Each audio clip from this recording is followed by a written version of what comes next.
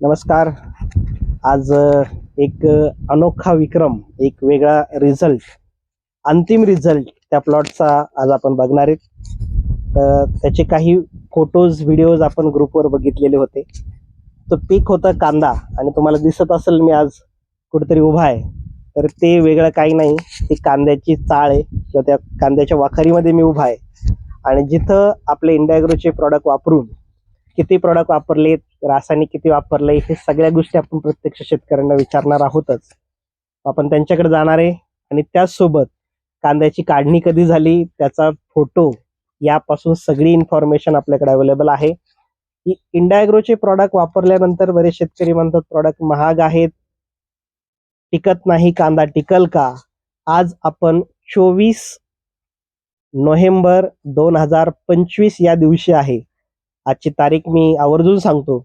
आपण शेतकऱ्यांकडे जाणार आहोत आणि काय रिझल्ट आलाय किंवा कुठपर्यंत कांदा टिकलाय आपण प्रत्यक्ष त्यांना विचारूया.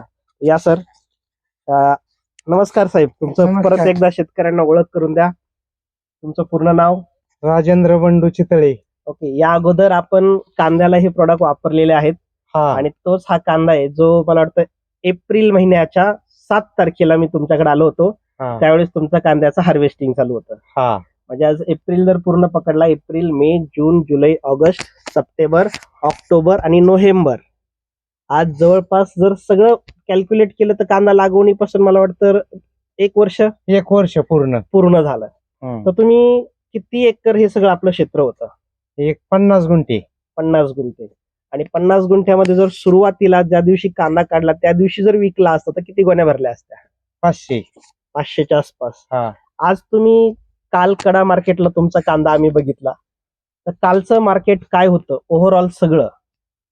17-18 रुपये. 17-18 रुपये. आणि तुमचा काय रुपये गेला? 23 रुपये. 23 रुपये प्रति किलो गेला. 17-18 रुपये मार्केटचा रेट होता आणि आपला कांदा 23 रुपये गेलाय. काय रिझन आहे त्याचं?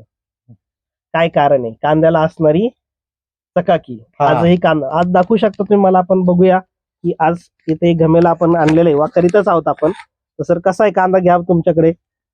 हा तुम्ही बघू शकता कशा पद्धतीने कांदा आहे.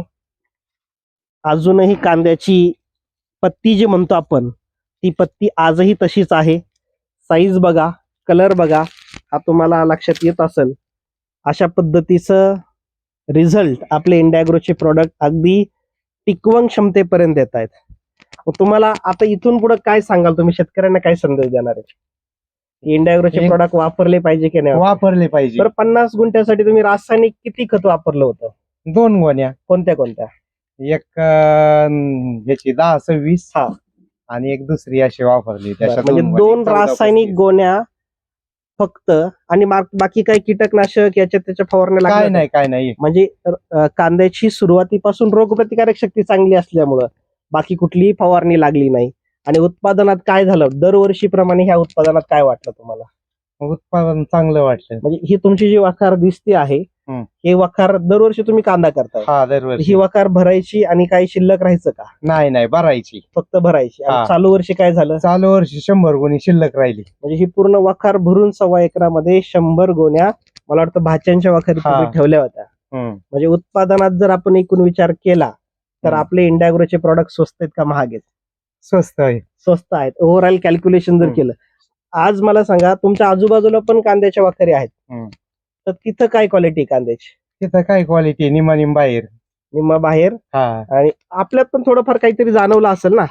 5-10% निघतच. मग 5-10% कुठेतरी जाणवलं असेल. पण मला एकच सांगायचंय की रासायनिकचा खर्च कमी करून इंडियाग्रोचे प्रोडक्ट वापरून कांदा आजपर्यंत टिकवला. आणि विशेष म्हणजे तुमच्या हातात आहे ही साईज, तुम्ही बघू शकता. आजही त्याचा हार्डनेस तसाच आहे, पत्ती टिकून आहे. तर धन्यवाद. तुम्ही एवढा वेळ दिला आणि चांगलं मार्गदर्शन केलं. Thank you very much.